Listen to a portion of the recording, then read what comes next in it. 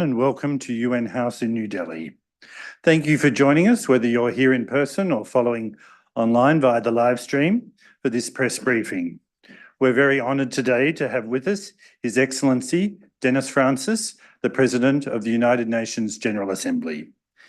Mr. Fracnis is President of the Assembly's 78th session, which runs through until this September. He is midway through a 5-day official visit to India. He started here in Delhi on Monday. He was in Jaipur yesterday, and of course he's returned to the capital today. Tomorrow and Friday, he'll be in Mumbai. Mr. Fracnis will make some brief opening remarks and then take questions from you. A couple of quick housekeeping notes. Please switch your phones to silent or vibrate. And when it's your turn to ask a question, please state your name and the affiliation of your media outlet. Mr. President, with that, the floor is yours.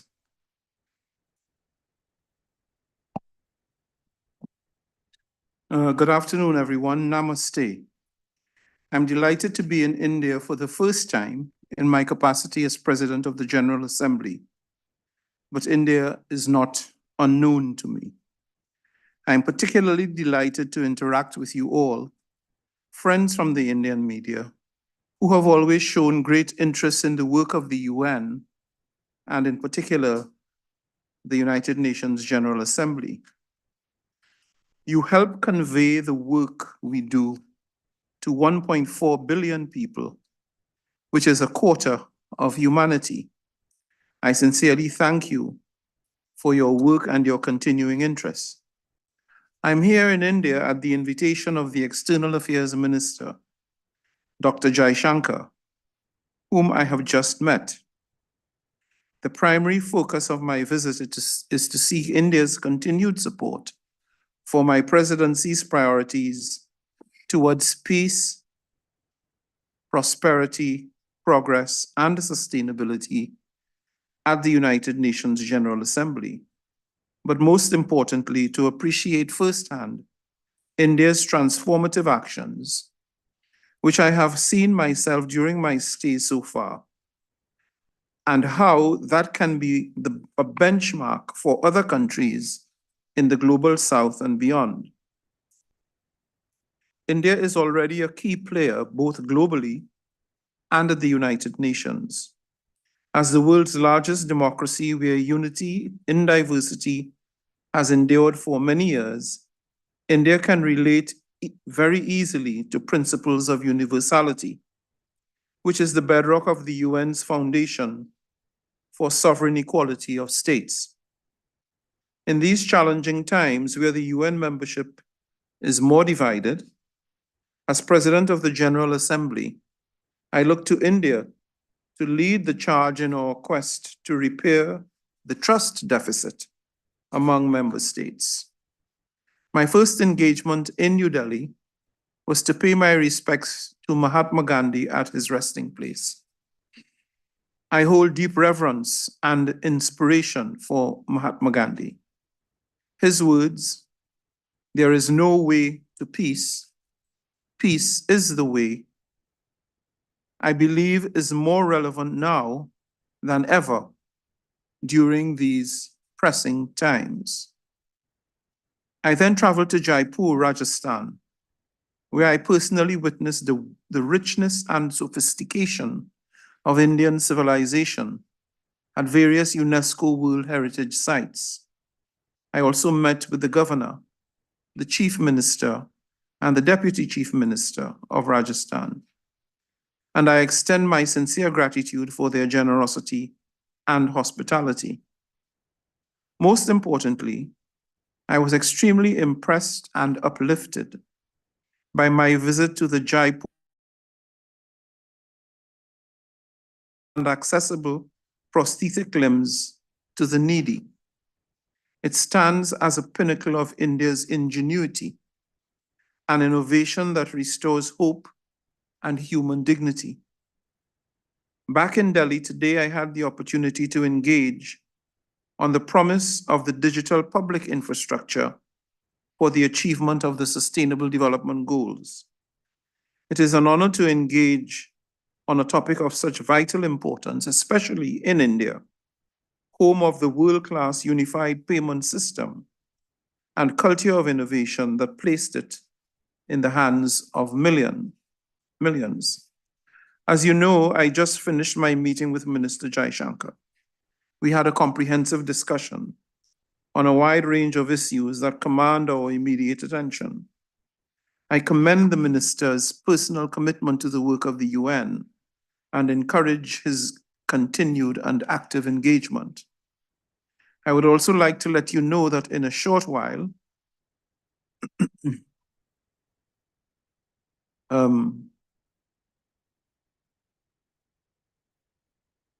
after this briefing, I will head to the Indian Council for World Affairs to deliver the 47th Sapru House Lecture on multilateralism for peace, progress, prosperity, and sustainability. The last leg of my visit to India will be in Mumbai, where I will meet key officials and take part in Republic Day celebrations. While in Mumbai, I will also be addressing a fireside chat on a critical issue, which I am sure is on all of your minds, and that is the revitalization and modernization of the multilateral system. On that note, I open the floor for your questions and/or comments. Thank you once more for your interest in and support of the work of the United Nations.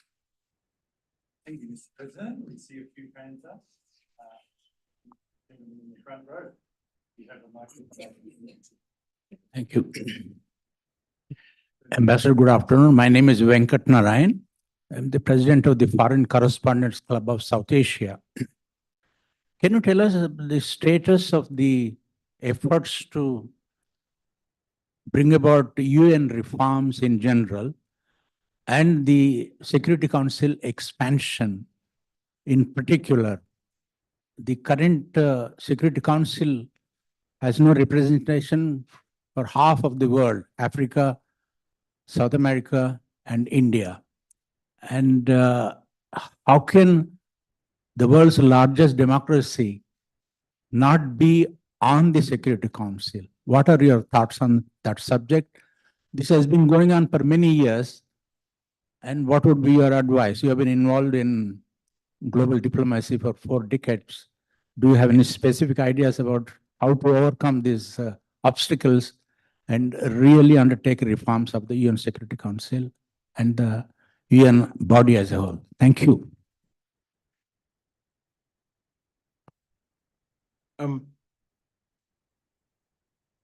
You asked a legitimate question. The Security Council of the United Nations, as it currently exists, harks back to a period in world history which no longer exists. It was formed, as you know, in the immediate post-1945 era. Since then, the world has changed radically. The geopolitical realities of today are not reflected in the Council. And there are those who claim that the Council is in urgent need of democratization. The fact of the matter is that the Council has, in recent years, been progressively unable to take the decisions necessary in order to assist and support the strengthening of international peace and security, largely for geopolitical reasons. The geopolitics, the global dynamics of the geopolitics gets imported into the Council, and that results invariably in the use of the veto by one or the other party. Often, this causes immense frustration in the General Assembly, but also beyond. In a key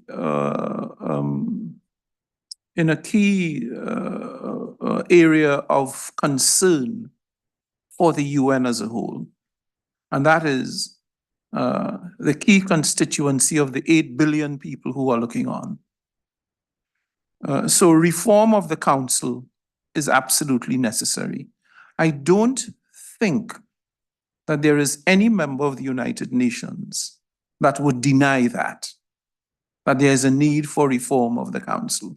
Of course, there are those who are less anxious to engage substantively in the process of reform, because if you are in a privileged position, you are not necessarily in a hurry to lose privilege.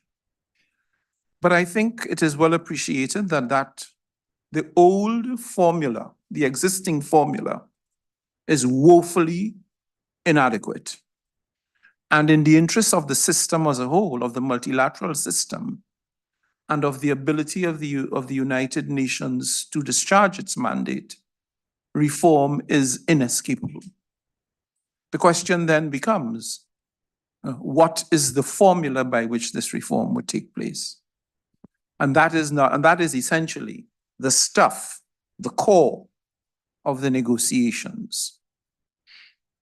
Unhappily, I don't have exciting news for you, because the actual negotiations, while there is a decision and there is an apparatus to engage in the formal negotiations for reform of the council,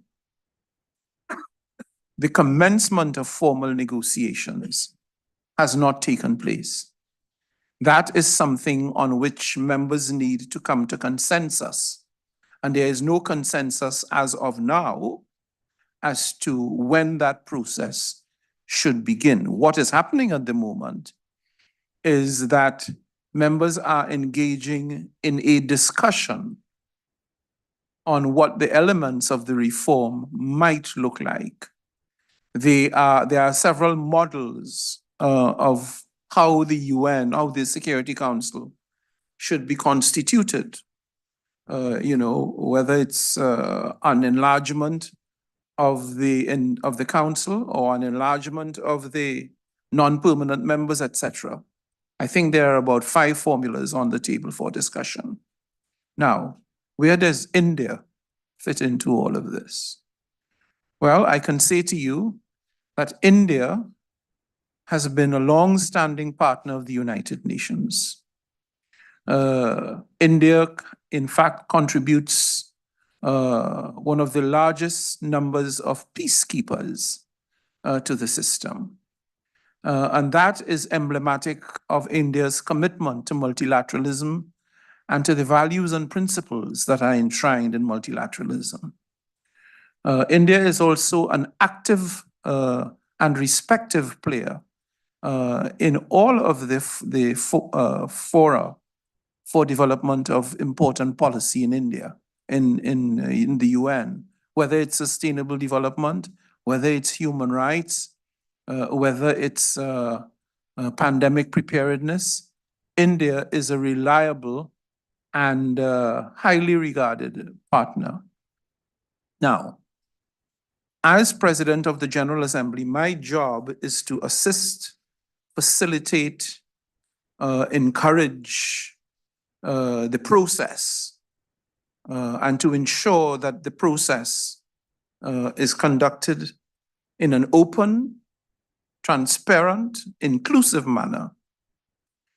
The President of the General Assembly is not permitted to have an opinion about who is in and who is out, because the President must be equidistant from all of the members. But you have made the analysis about the fact that some countries and regions of the world are not currently on the council, and certainly not among the permanent 5. I'll just say to you this, that you have 5 permanent members on the council, and of those 5, virtually 3 come from the same region. I will leave it to you to determine the appropriateness or otherwise of that. But let me also say this. India is a mature, highly respected member of the United Nations. it is a leader in many ways. And I'm sure that that fact is not lost on the members of the General Assembly. So I wish the government and people of India every success in their quest to assume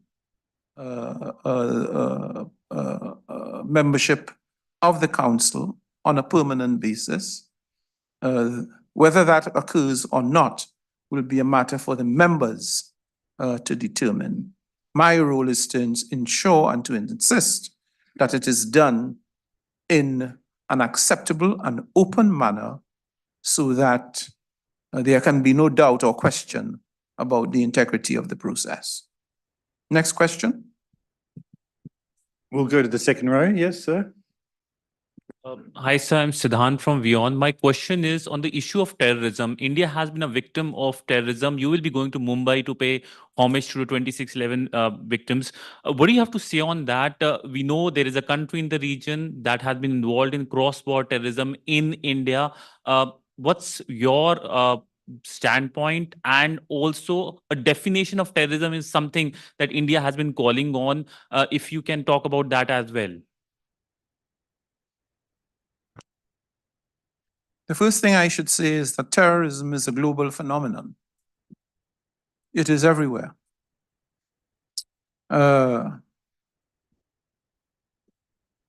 Radicalization exists in places where you would think it does not exist. And its effect on society is damaging and destabilizing. It's not acceptable. I'm aware that India has been a victim of terrorism. Many countries around the world have. The United Nations has a program of action on anti-terrorism that requires all member states, to honor their commitments under that program and to work collaboratively through exchange of information and in other means to minimize the possibility of terrorism. Now, one of the things about terrorism is that the successes don't generally get reported because we don't know about them. Every day that goes by where there is not the occurrence of a terrorist act on earth is a successful day. The anti-terrorism mechanisms are working. When we hear about it is when, for whatever reason, there is a lapse or a breakdown and an incident takes place. And I remember well the incident at the hotel in Mumbai, in which several people lost their lives. We must, as an international community, redouble our efforts to rid the world of international terrorism. No one can deny that terrorism is destructive. It undermines everything we try to do in the United Nations. The United Nations prioritizes development, prioritizes human rights, prioritizes the welfare and well-being of people. And terrorism sets out as an objective to instill fear in the hearts of people by killing people. That is not in keeping with the values and the ideals of the United Nations. So all countries have an obligation. The United Nations Security Council, of which we were just speaking, has adopted a number of resolutions on anti-terrorism. And those resolutions, all resolutions of the Security Council, have the force of law. Countries have an obligation to follow and to implement those resolutions. That is their obligation. That is the mandate that they have. And I would hope that all countries in all parts of the world honor those commitments in the interest of peace and stability in the international system. Next question. Let's try this side of the room. Ayushi from ANI. So this is Ayushi Agrawal from ANI. Good afternoon. I have two questions. You met with EM Jaishankar. Was this issue of cross-border terrorism discussed with him? Second, how do you see India's outreach to Africa, especially after the inclusion of African Union by India last year? I'll start with the second one. There's no doubt, I think in anyone's mind, that India's outreach to Africa, particularly in regard to its facilitating the membership of the African Union in the G20, demonstrates India's leadership in the international arena, but more than that, demonstrates its long-standing commitment to assist and facilitate development in the third world, in the global south. Africa, as you know, is a region whose potential is yet to be fully realized. 37% of Africans, for example, have never used the internet. In a world of digitalization, that is way, way below what can be considered satisfactory. So India has a lot to share with other developing countries. So much of its success and its prowess having been achieved in the last 10 to 15 years. We're talking about digitalization. You have to talk about India's successes in digitalization. And so the objective of reaching out to Africa, I think, strategically is an important dimension. Others in the past have not engaged in outreach in quite the same way as India is doing now.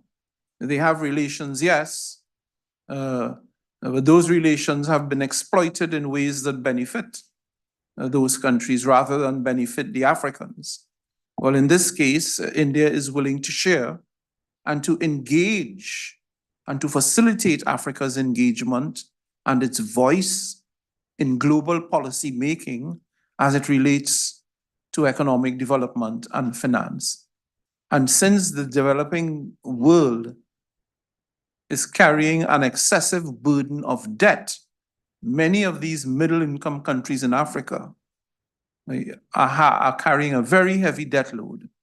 I think it's a compliment to India's leadership and its strategic analysis that Africa should be given the opportunity to contribute to decision-making at the global level.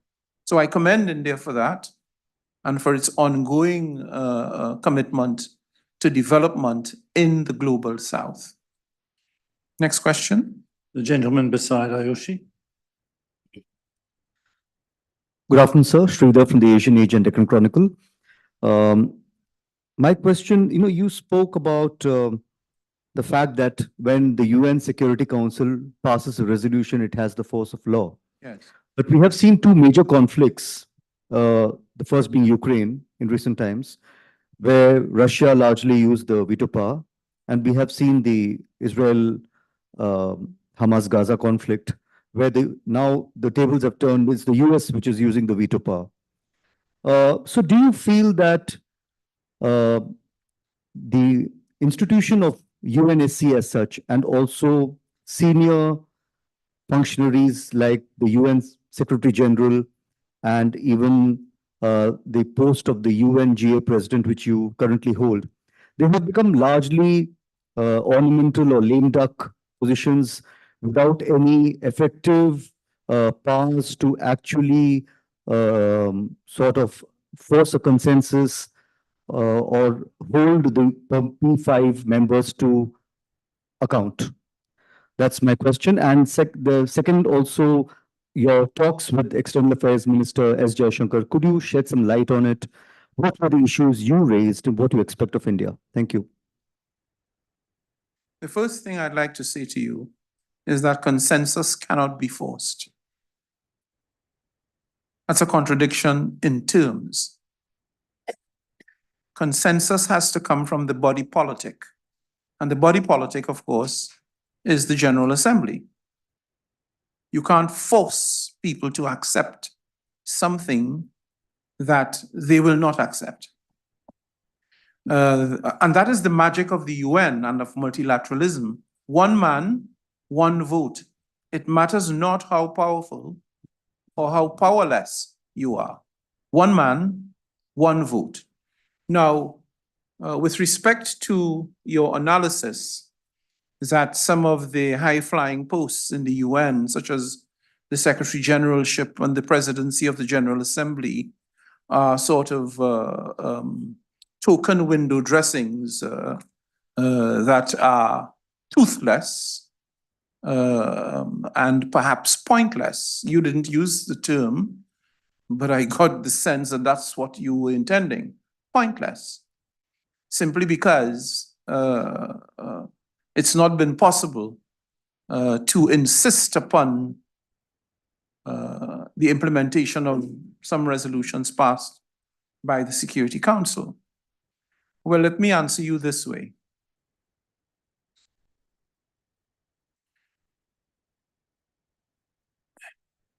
The UN and the people who work for it, the Secretary General and myself, we are not the police. We're not the police. It's a different function.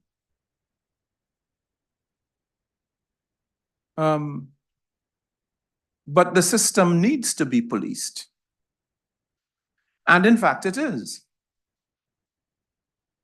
The General Assembly and the Security Council institutionally monitor developments and take action to bring those members who violate the tenets of the system, to bring them to book. Now, international relations is different from a domestic situation. In a domestic setting, someone violates the law, they're charged, dragged before the court, the judge takes a decision, the decision is implemented. Well, you can't drag a country to court in the same way. And so the mechanism for compliance that is intended to convince or encourage the offending country to comply are these resolutions. Those produced in the Security Council have the force of law. But when a country decides to ignore that resolution,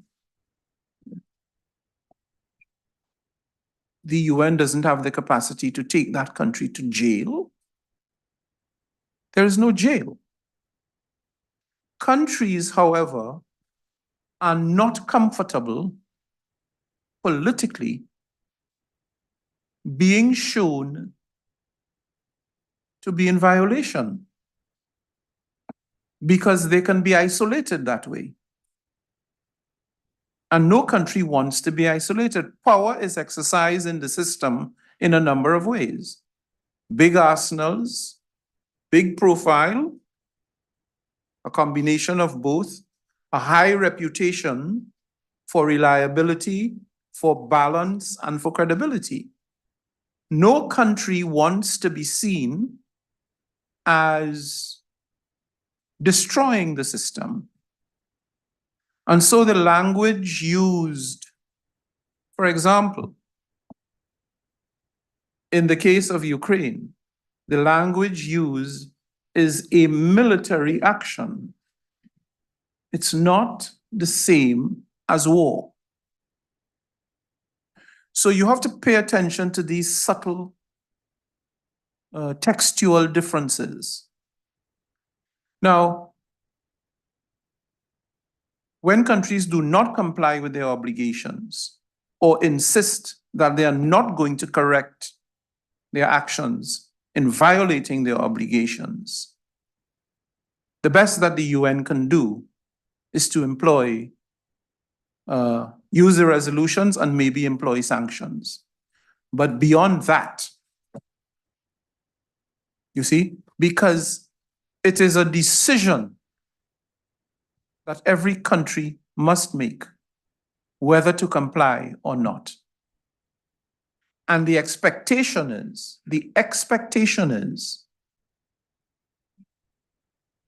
that you would comply because you took on the obligations and the responsibilities of membership of your own free will. There was no one held a gun to your head.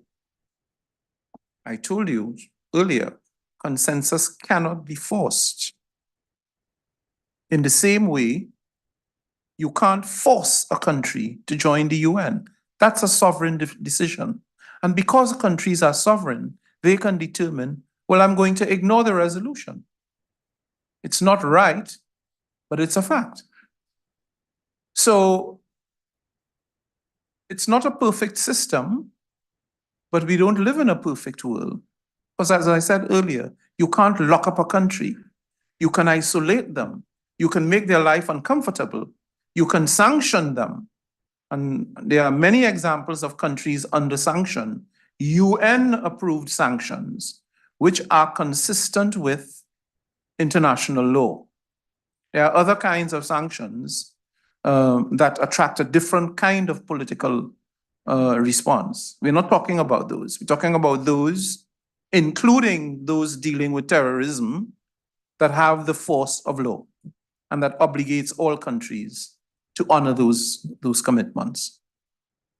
With respect to my conversations with Minister Jaishankar, we reviewed the general state of affairs in the international system, the state of multilateralism, the fact that multilateralism had come under increasing pressure, the situation, the humanitarian and political situation in Gaza, to a lesser degree in Ukraine, the political situation in Haiti, which remains a matter of concern, given Haiti's descent into lawlessness over the last 2 or 3 years in particular, and the need for that situation to be repaired as soon as possible. We did not go into the details of terrorism, but it was mentioned in the conversation in the context of promoting international peace and security. And of course, we discussed India's G20 presidency, its successes. We discussed India's successes in the digital space. And we discussed at some length Security Council reform. And that conversation was largely cast in the context of India's desire for membership of the Council. So we had a broad, wide-ranging discussion of the work of the General Assembly. And one of the main reasons for my visit to India, given India's stature in the UN, highly respected stature, was to seek India's support, continuing support, for the priorities of my presidency of the United Nations, which I'm very happy the Honorable Minister endorsed. So we had a very good meeting, very engaging. And I look forward to continuing and deepening the relations between the General Assembly and the government and people of India. Incredible India. Let's go back to this side of the room. Thank you, Mr. President. So, Hello, President. This is Risha from Times Now. You spoke about a country or other vetoing on a number of issues. Just taking it back to UNSC, in last 1 year, there have been half a dozen instances where, because of one country's veto, sanction of ISIL Al-Qaeda committee could not be sanctioned against dreaded terrorists who are wanted not only in India, but countries like US and other parts of the world as well. How do we get ahead of this? Because one country's veto on the behest of a friendly country is not allowing these terrorists to be sanctioned by US, or as you mentioned, the UN approved sanctions cannot be put on them because of one country's veto. Well, the means to get ahead of this is to reform the council and to prioritize the reform. Now, you see, you have to appreciate that rules are rules. It's not a question of cherry picking. I like this rule, so I'll accept this one. I don't like that rule, so I'll reject it. When you take on these obligations, you take them on completely. Okay? So when it suits you, if it is that country X has been the target of terrorism by a particular individual, and a veto has been used that makes it impossible or difficult to apprehend that individual, country X will be acting against its own interests if it were to engage in a form of conduct that did not take into account the prevailing rules. In other words, rules are not matters of convenience.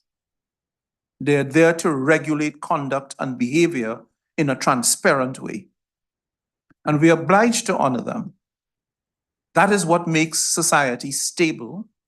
That is what makes it safe for everyone.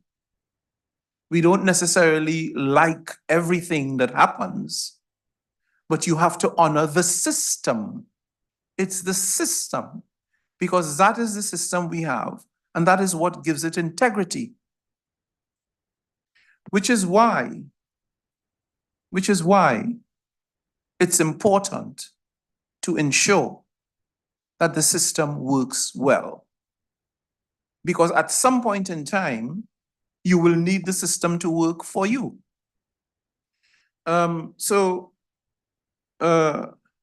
know it's frustrating, but the only means really is to reform the council. That work is in progress. I will say this to you. Reform is a process, it's not an event. Don't expect to awaken out of your sleep next Monday morning and reform will be complete. Reform is a dialogue. It's an intense dialogue, and it needs to be approached with great caution because we are not going to have many opportunities to get it right. It's not something that you can tinker with every other month. The system we have now in the council has existed for 75 years. And we've demonstrated that it is inept. But not because we know it's inept, we rush to put in place a different system that we think will work, only to discover that you create new problems and new challenges. So it needs to be approached cautiously and meticulously. But it does need to be reformed. And I think there's a general consensus globally for that reform. Front row on the end.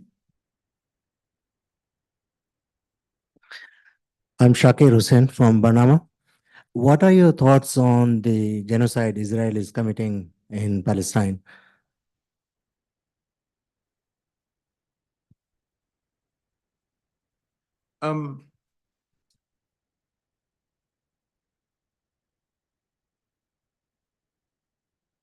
There's no doubt that there are questions, legitimate questions, about the manner in which the war in Gaza has been conducted. There are allegations of impropriety, of collective punishment.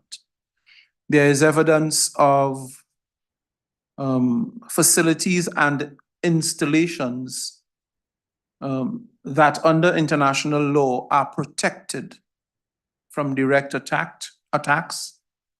Places like schools, religious buildings, residential housing areas, etc., hospitals, health centers, etc., that have in fact been affected by the bombing campaign that has taken place.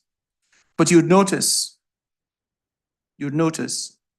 that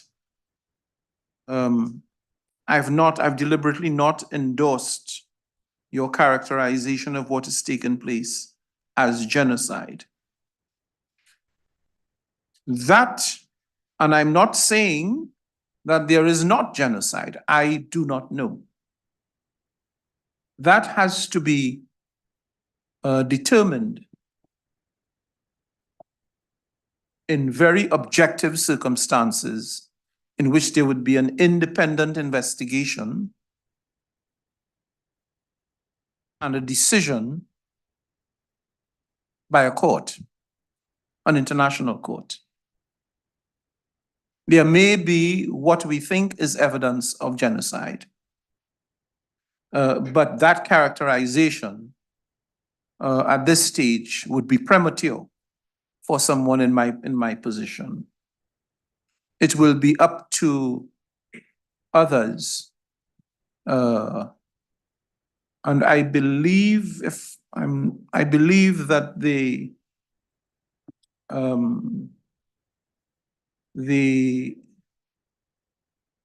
International Criminal Court may have already instituted efforts to gather evidence to see whether in fact there is a prima facie case for there to be a charge of genocide. We have to allow that process. This is all due process. We have to allow that process to run its course. And so we need to be patient, notwithstanding what we see on television. The courts have to be allowed to do their work. So as difficult as it is, and it is difficult to watch human suffering, to watch the carnage, but those are matters that rely squarely within the purview of the court. One hopes, and one hoped, that that there would be great sensitivity in the way in which the war was prosecuted. Because, and this is an extremely important value of the UN, we always prioritize protecting human life, protecting people. The numbers in excess of 25,000 people tell a sad story of failure. And it's something that causes us great worry and angst, but unfortunately, it reveals something that's difficult to face, really. And that is it reveals what man is capable of doing virtually to himself and herself, which is why it's important and crucial for an organization like the United Nations to exist. Next question. Thank you. We don't have much more time, so in the interest of time, I'm going to get a few questions grouped together so that you can answer them before you go to your next assignment. We'll start with the first question here and then here. I think maybe that's the only two questions we have left.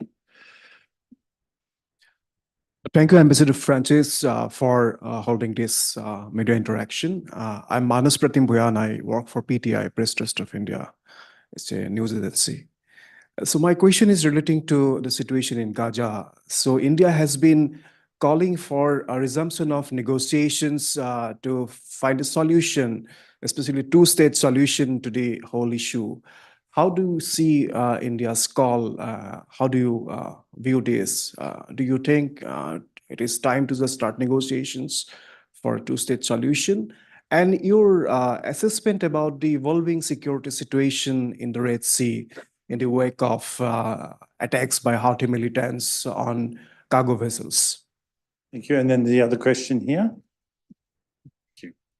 Hi, sir. I'm Akshay Dongre from DD India. My question is about the freedom of navigation in two parts of the world. One is Red Sea, as my colleague has also asked. And the second part would be the South China Sea, where we have seen that there have been tensions in the area because of China and the kind of problems that China has had with its neighbors as far as the South China Sea is concerned. And even in the Indian Ocean Sea, where smaller countries have alleged that China has been deploying its ships and submarines to spy on the neighbors. So where does the United Nations General Assembly come in as far as these issues are concerned? Thank you. I think that's, oh, we have one last question here at the front. If you could make it very quick, sir. Hello, sir. I'm Ayush Garg from Yan Express. This year is going to be historic for the UN because of the Summit of the Future and the Pact of the Future. So as president of the UNGA, how do you see the upcoming summit and what can the world expect from the Pact of the Future? Okay.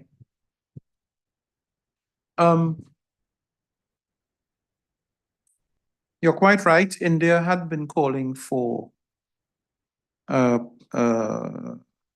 commencement of negotiations towards this two-state solution in Gaza. And you asked me how I see this.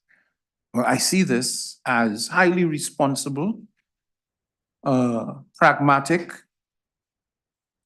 sensible, and necessary, because it was your father of your nation who gave the world a very important lesson.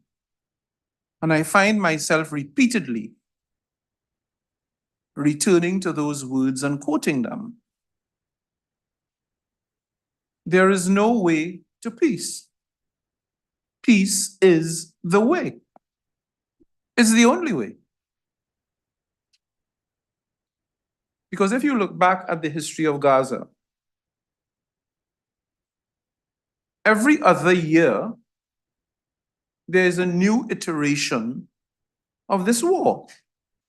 So is this going to just drag on for the next 500 years?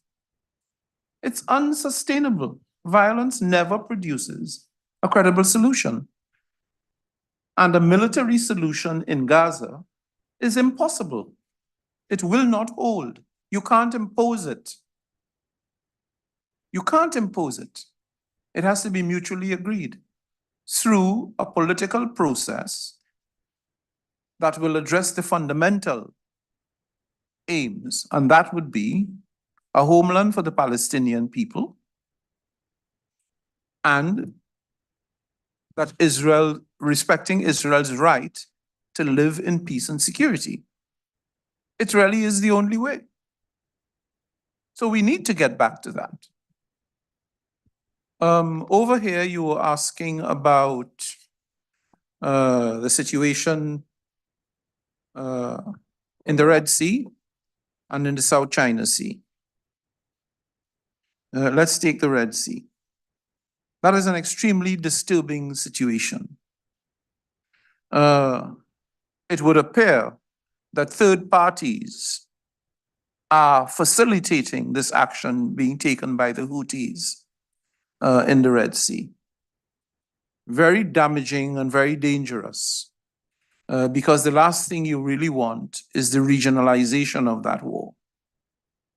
You do not want that, because that would mean escalation, and escalation breeds further escalation. So a third world war is not beyond the realm of possibility. And because of the weapons that now exist, the power of the weapons that now exist, the outcome is not going to be, is not going to resemble what we saw in the last two world wars. It is going to be very much worse. So not only that, but if you think, don't think for 1 minute that the Red Sea is half a world away and it doesn't affect you. It affects everything. It affects the insurance rates that shipping lines will have to pay to transport goods, assuming that they are able to traverse the Red Sea. And therefore, it comes to us as consumers. The cost of living will go up for households. That's why, one of the reasons why war is something to be repudiated, because it changes everything for all of us. On the South China Sea, our hope is that nothing will happen in the South China Sea that would cause an escalation of tension. We're aware that there are disagreements there, but again, we believe that the only credible way to address those disagreements is to come to the table. Violence and hostilities do not resolve conflict. That's a lesson we have to learn. Peace is a choice. This is what Mahatma Gandhi was saying. It's a choice, and it begins with each and every one of us. It's a choice. Honor your commitments. There's no war. Honor your obligations under the law. Obligations that you took on freely. No one forced you. They were not imposed upon you. But that is not, unhappily, it is not always the case. Was there a third question? Yes. Some of the future. A number of things are going to be discussed.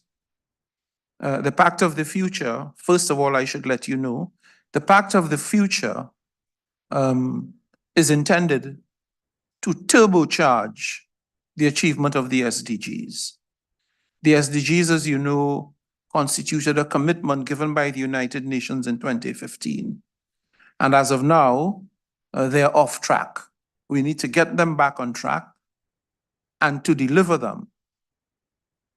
800 million people living in hunger and abject poverty in the world in 2024 is not acceptable.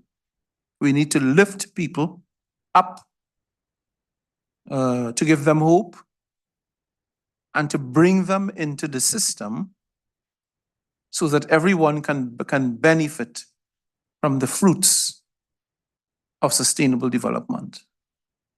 So it will turbocharge the SDGs, but it will also, it is the Pact of the Future. So there is a very futuristic component to it, addressing things like artificial intelligence. You know, there are some issues there that need to be addressed, and for there to be some common understanding and or common approach on, because artificial intelligence can create enormous benefit and advantage to civilization. But there's a but. because there can be a downside to it. Is it going to create mass unemployment? You would have seen Elon Musk's remark a month or so ago saying that, well, you may have a job, but there's no guarantee that you will. Now, artificial intelligence that releases human beings from employment is not going to work in the interests of countries in the South, which have large populations, many of which are young populations of people who need to be employed and to be generating income. So we have to find a way to harness this technology in a way that benefits health, medicine, and education, a number of areas, but does not compromise the ethical and moral values on which society is based, because that too will be destabilizing. So, for example,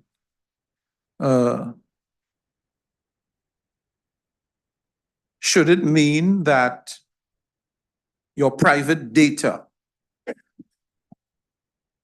becomes accessible to private companies half a world away who can use that information in a way to change your consumption patterns? Is that ethical? Is it proper? And so the trick is really to find the correct balance between these two extremes, because there's no doubt that artificial intelligence can make an enormous difference in human development.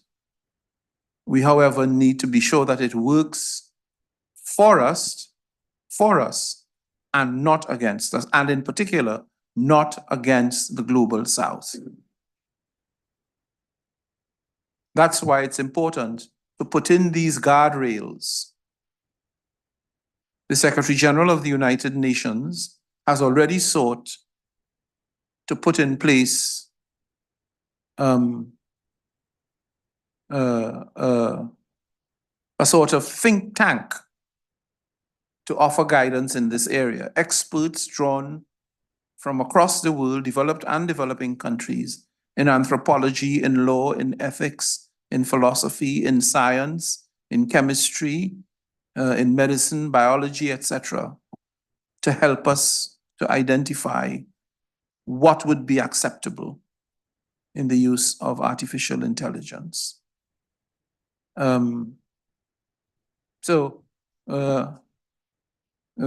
It's going to be a difficult negotiation, there's no doubt, because this is going to change, this has the potential to change the way society operates for the next 2 or 3 decades. Thank you very much for your time and for your interest. I would ask you all to maintain your interest in the United Nations. The United Nations is a people's organization. If you read the charter says nothing about states. It says we the peoples of the United Nations. And I would urge you to remember that this organization is to serve the best interests of man and of human civilization, to keep us safe and to ensure that we can live a life of dignity as it is intended to be. Thank you very much. Thank you, Mr. President. Thank you, everyone. Wishing you a good afternoon.